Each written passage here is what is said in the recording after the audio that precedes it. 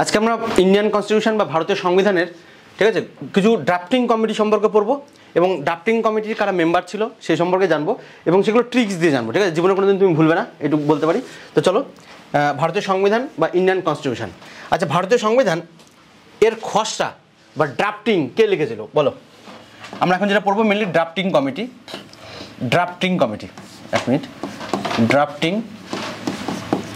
ঠিক আছে committee. Drafting committee বা এটা আমরা বলি খসড়া কমিটি। খসড়া কমিটি, এই খসড়া কমিটি বা ড্রাফটিং তৈরি করতে, ভারতীয় সংবিধান তৈরি করতে একটা তো ড্রাফট দরকার, তাই না? তাহলে সেই ড্রাফট বা খসড়া মানে বা অনেকগুলো নথি দরকার। সেই নথি তৈরি করার মেন দায়িত্ব ছিল কার হাতে? সেটা হচ্ছে বি আর আম্বেদকর। কার হাতে? বি আর আম্বেদকর। আম্বেদকর এটা। এবার এইভাবে যদি বলি তাহলে মনে থাকবে না কিছু, হ্যাঁ? তুমি দেখো, তাহলে ড্রাফটিং কমিটি বা খসড়া কমিটি বা সংবিধান তৈরির মেন যে ব্যক্তি তিনি হচ্ছে কে বললাম? আম্বেদকর, ঠিক আছে? কে বললাম? আম্বেদকর। আমি অত বাংলা বানান টানান ঠিকঠাক হয় না, ইংলিশ বানান তো আরও অবস্থা খারাপ, তাহলে বাংলাটা এরকমভাবে লিখি আম্বেদকর, ঠিক আছে না? আম্বেদকর। আচ্ছা, এইখানে এই নামের মধ্যে একটা আমি খাদ্যদ্রব্য পাচ্ছি, কি বলতো? কি খাদ্যদ্রব্য? সেটা হচ্ছে আম। এই হচ্ছে আম।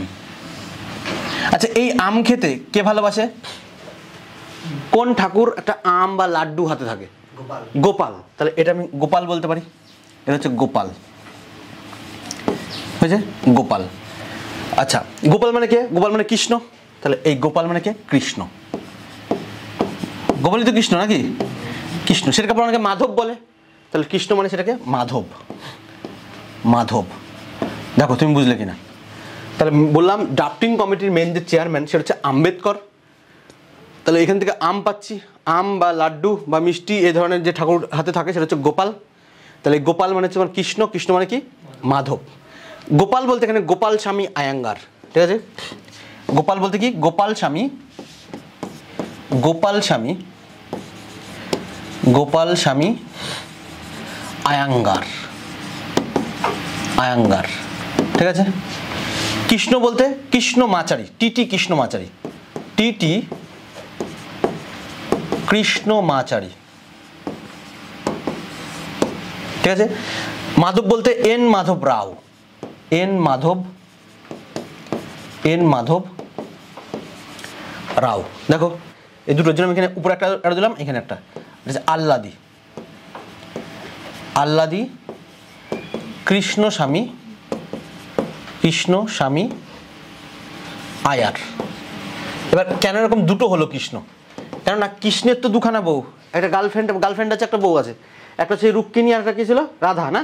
তাহলে এর জন্য কৃষ্ণের দুটো অবতার, একটা কৃষ্ণ মাচারি, টিটি কৃষ্ণ মাচারি, আরটাকে আল্লাদি কৃষ্ণ স্বামী, একটা রাধার একটা হচ্ছে সেই রুক্মিণী, নাকি?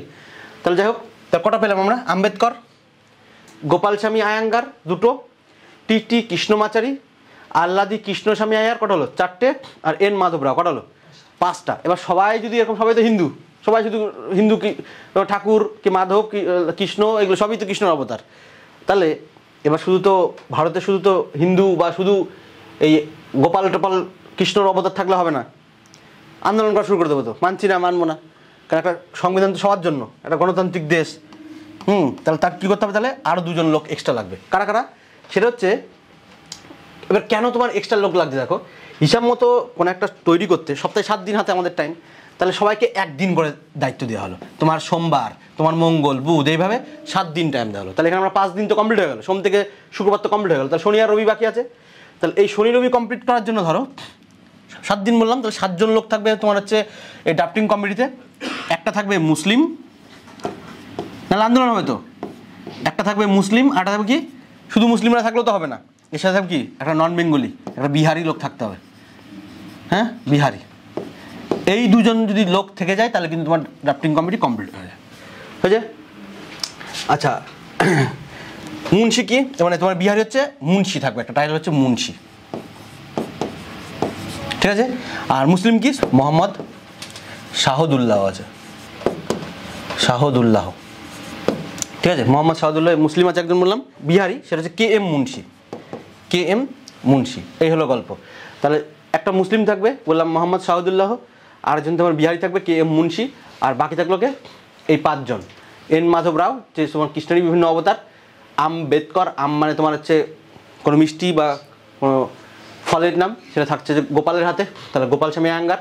টিটি কৃষ্ণমাচারী, টিটি আর আলাদা কৃষ্ণ স্বামী আয়াঙ্গার বা আয়ার, আর কি এন মাধব রাও, আর একজন মুসলিম আছে, একজনকে বিহারি আছে। আচ্ছা, এর মধ্যে 2 জন লোক, ঠিক আছে, 2 জন লোক কিন্তু রিপ্লেস হয়েছিল, সেটা হচ্ছে ওই মাধব রাও আর টিটি কৃষ্ণমাচারী। ওই মাধব রাও যে আছে সে হচ্ছে বিএল মিত্তার, এই লোক বিএল মিত্তার, লিখে রাখ বিএল মিত্তার, এই লোক বিএল মিত্তার, ইনার বদলে প্রথমে ইনি ছিল, কিন্তু ইনার বদলে পরে এন মাধব রাও এসছে, ঠিক আছে। কেননা এই বিএল মিত্তার ইনি মানে শারীরিকভাবে অসুস্থ ছিল, বয়স্ক, শারীরিকভাবে অসুস্থ, এর জন্য উনি আর হয়নি।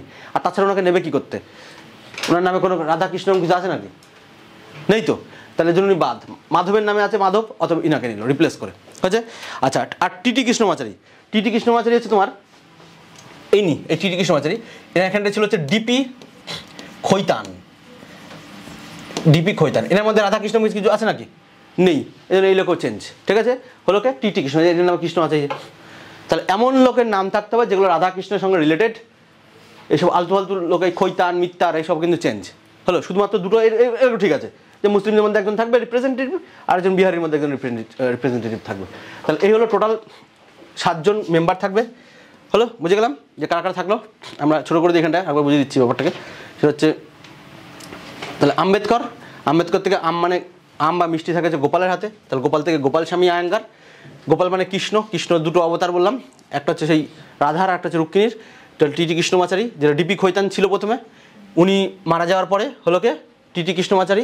আল্লাদি কৃষ্ণস্বামী আয়াত ছিল একজন, কৃষ্ণ মানে মাধব, তাহলে এন মাধব রাও, বিএল মিত্তার চেঞ্জ হয়ে উনি এসেছিল। মুসলিমদের মধ্যে মোহাম্মদ শাহাদুল্লাহ বা শহীদুল্লাহ, আর বিহারি হচ্ছে কে এম মুন্সি। আচ্ছা, এর মধ্যে এই প্রথম যেটা আমি স্পেলিংটা ইচ্ছা করে লিখেছি আর কি, এই আম্বেদকরের, ইনাকে মডার্ন মনু বলা হয়, ঠিক আছে, আধুনিক মনু, মডার্ন মনু, হ্যাঁ, মডার্ন মনু বলে, মনু। অথবা ইনাকে ভারতীয় সংবিধানের রূপকার বলা হয়, ঠিক আছে, ভারতীয় সংবিধানের